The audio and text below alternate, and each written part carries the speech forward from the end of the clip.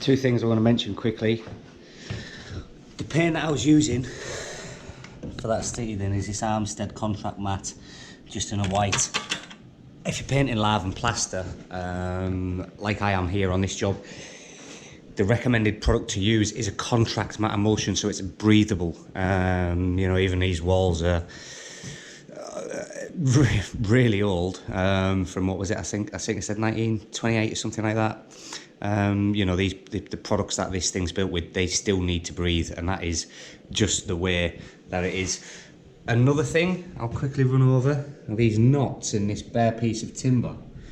Before we paint that, you need to use something called a knotting solution, and that's what I use. And I normally put 2 coats of this stuff on.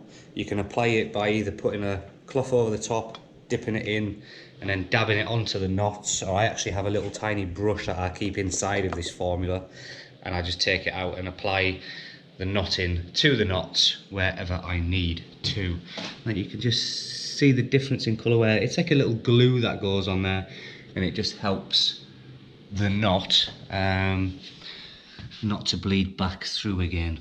So 2 little things: the emulsion for the lave and plaster, and the knotting for any bits of bare wood that have knots in it, or any knots that have came through the woodwork.